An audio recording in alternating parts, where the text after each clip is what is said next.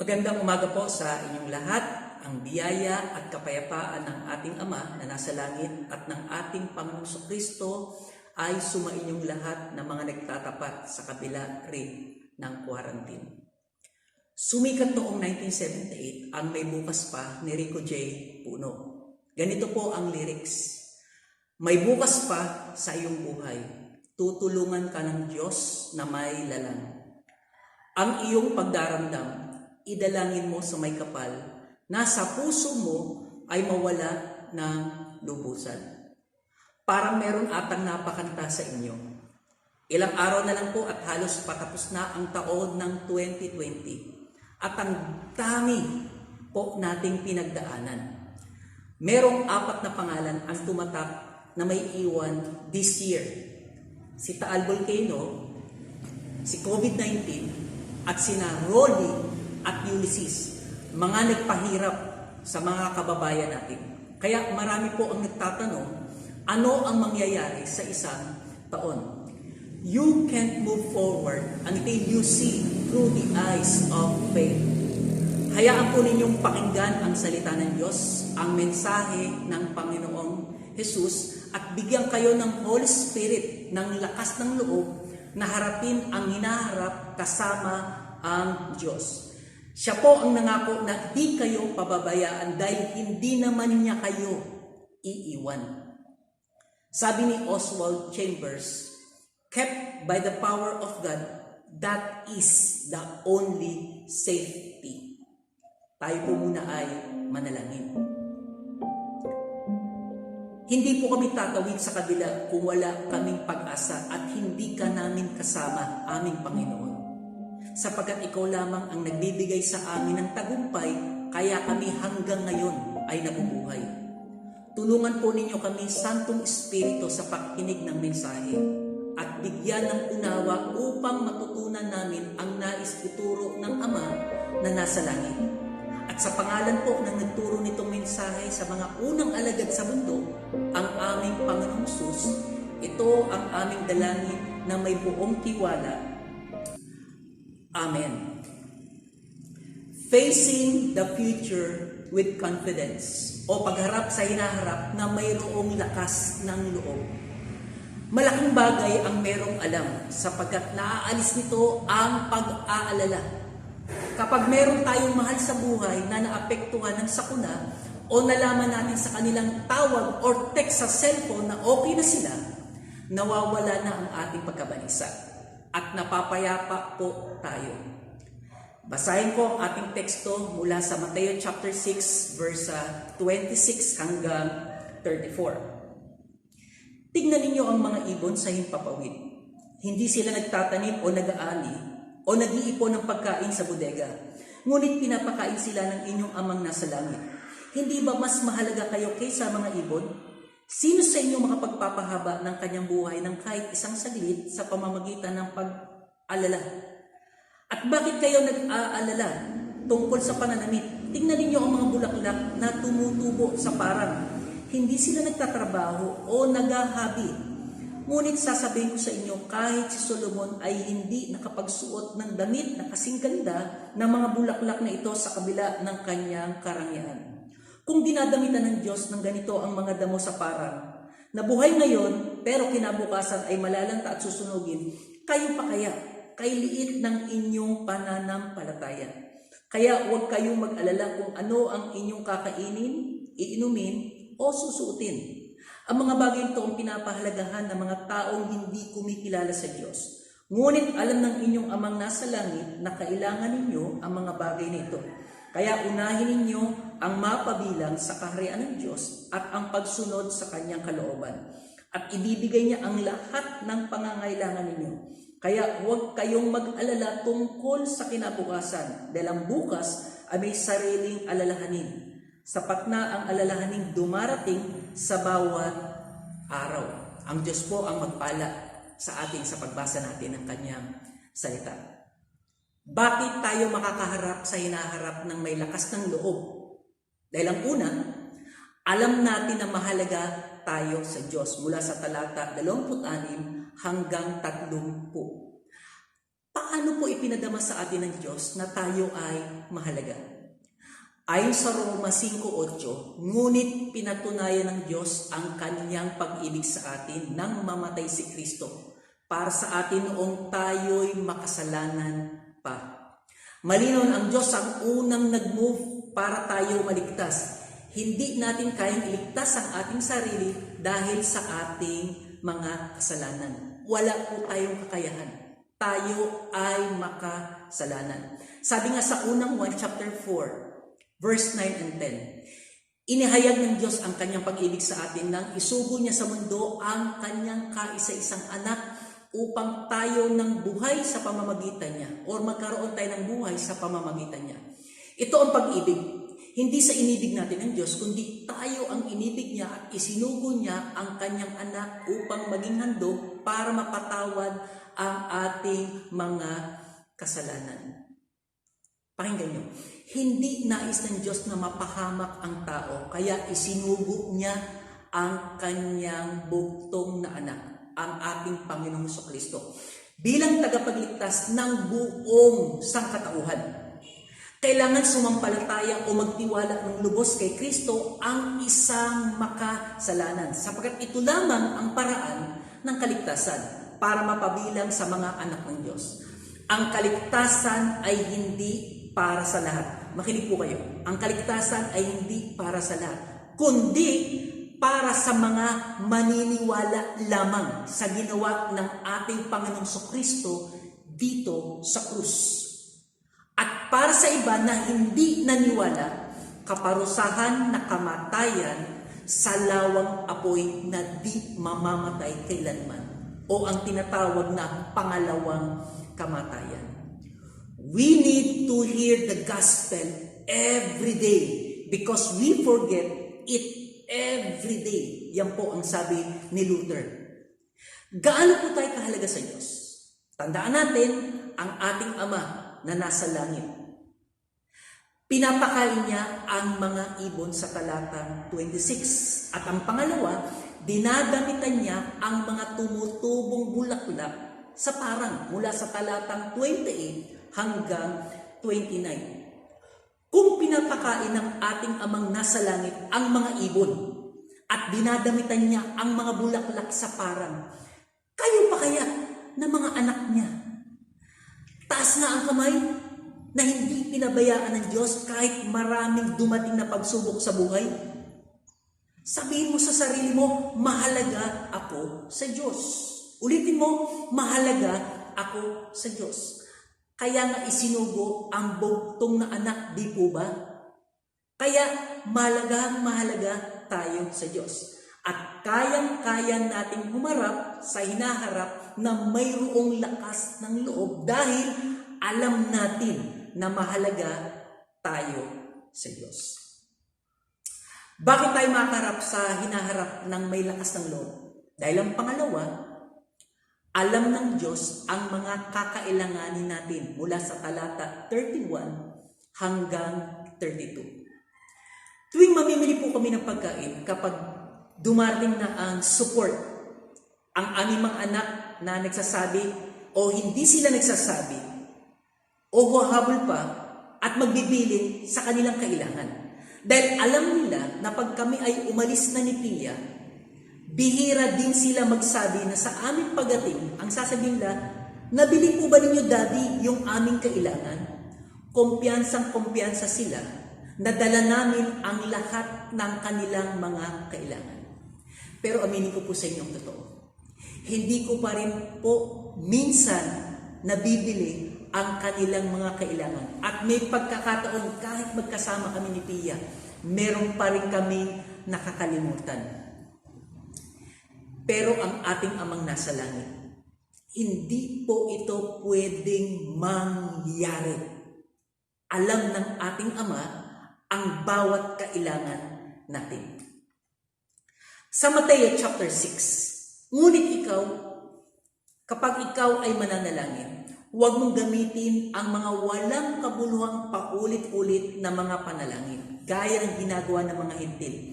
Ito ay sapagkat nananalangin sila ng paulit-ulit dahil sa kanilang palagay ay diringgin sila sa dami ng kanilang salita. Huwag niyo silang tularan sapagkat alam na ng inyong Ama ang mga bagay na inyong kinakailangan bago pa man kayo humingi sa Kanya. Mismo ang Panginoong Hesus ang nagsabi sa talata 32, alam ng inyong Amang nasa langit na kailangan ninyo ang mga bagay na ito. Sa totoo, ang mga taong hindi kumikilala sa Diyos, ang mga nag-aalala sa kakainin, iinumin, at susuotin dahil hindi naman nila Ama ang nasa langit. Sabi sa awit 37, ako'y naging bata at ngayon matanda na. Ngunit hindi ko pa nakita kahit kailan na ang matuwid o mga anak ng Diyos ay pinabayaan ng Panginoon o ang kanyamang mga anak ay namalimos ng pagkain. Ang matuwid o anak ng Diyos ay palaging nagbibigay at nagpapahiram at ang kanilang mga anak ay nagiging pagpapala sa iba. Kung papansinin ninyo, ang mga anak ng Diyos ay palaging nagbibigay at nagpapahiram. Hindi tayo lagi ang binibigyan at hindi tayo lagi ang nanghihiram. Dahil alam ng ating Ama ang ating mga pangangailangan. Bakit tayo makakaharap sa hinaharap ng may lakas ng loob? Dahil ang pangatlo, at ito ang huli, alam natin ang dapat unahin. Mula sa talatang 33 hanggang 34. Napakahalaga na mayroong sistema kung alin ang dapat unahin at alin ang dapat alisin. Tignan po natin ito. Ano ang dalawang dapat unahin? Una, ang mapabilang sa kaharian ng Diyos. Mula sa talatang 33. Sinabi sa mabuting balita, higit sa lahat ay bigyang halaga ninyo ang kaharian ng Diyos. Sa Filipino Standard Version, pagsikapan muna ninyo matagpuan ang kaharian ng Diyos. Kung meron man pinakamahalaga, ito na yun. Kanina nalaman natin kung papaano mapabilang sa kaharian ng Diyos. It's only by faith to Jesus Christ. Dapat magkaroon tayo ng relasyon sa Panginoong Kristo sa pamamagitan ng pananampalataya para tayo mapabilang sa kaharian ng Diyos at ang Diyos na nasa langit ang siya nating magiging Ama. Mapabilang sa kaharian ng Diyos. Ang pangalawa, ang masunod ang kalooban ng Diyos.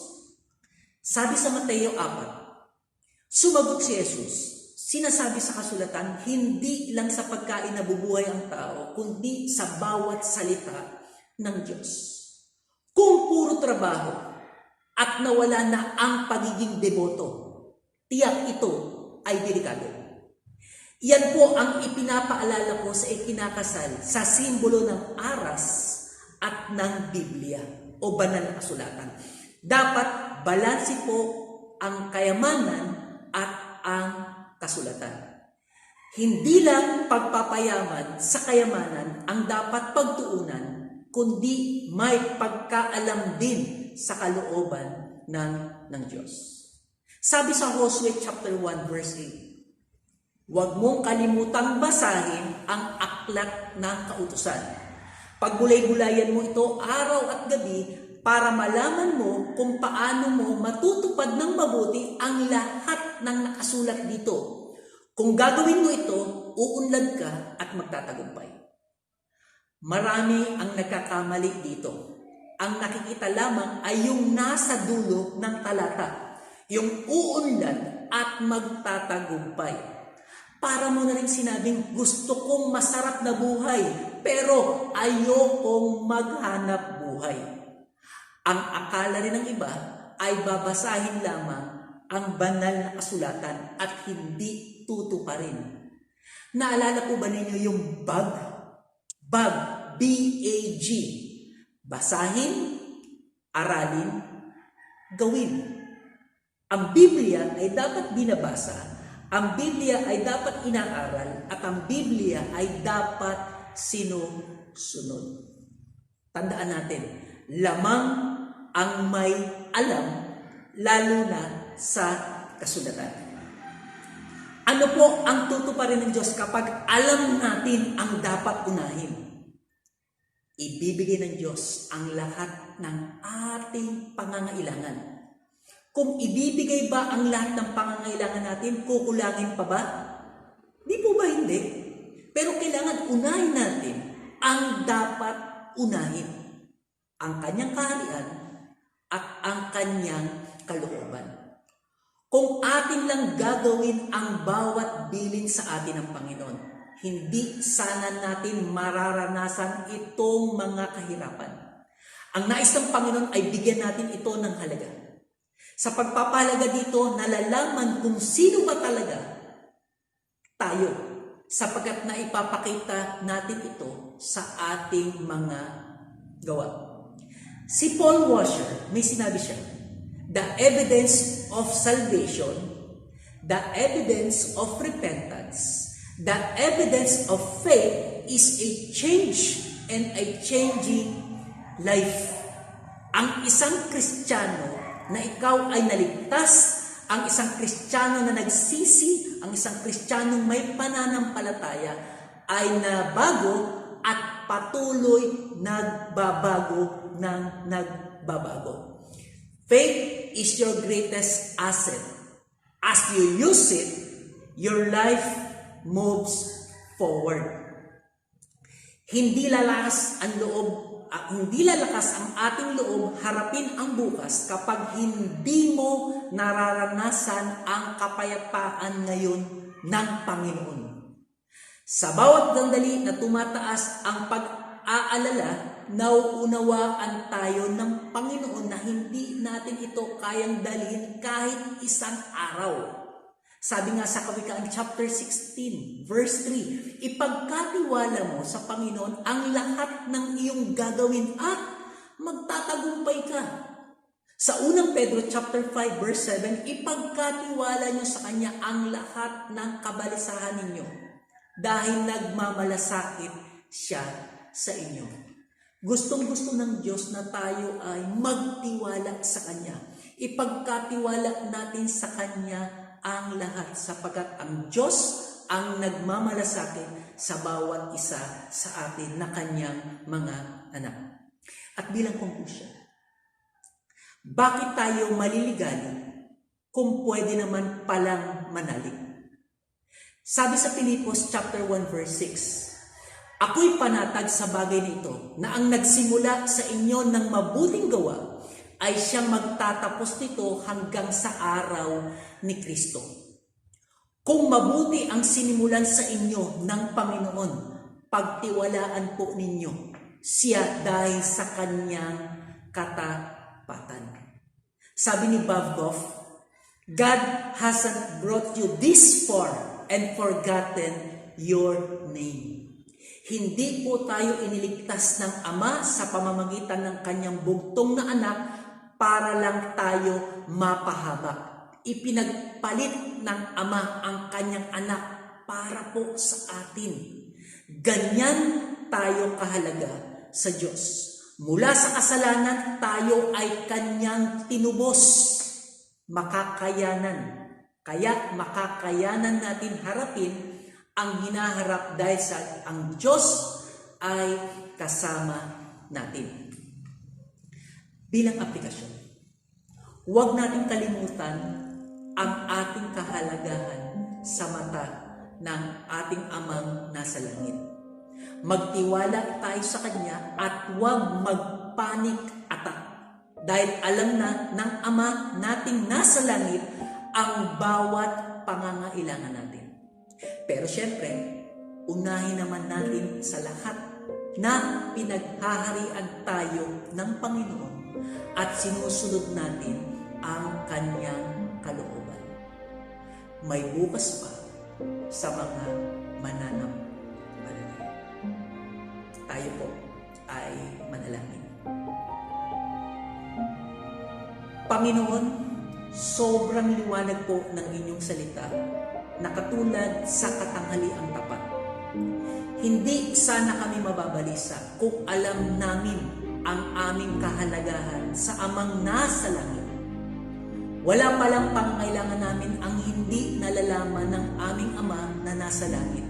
Kaya matapos namin itong matutunan ngayon, hayaan po ninyo, Panginoon, na bigyan kami ng kalakasan na unahin sa lahat ang iyong kaharian at ang pagsunod namin sa iyong kalooban.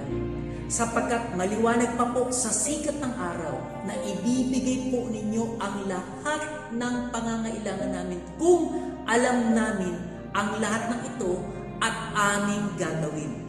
Salamat po sa mga katotohanan ito. Makahaharap kami o mahaharap namin ang hinaharap na mayroong lakas ng loob. Ito po ang aming dalangin na may taus-pusong pasasalamat sa pangalan ng aming tagapagligtas at Panginoong Hesukristo. Amen. Magandang umaga po sa inyong lahat, mga kapatid ko kay Kristo.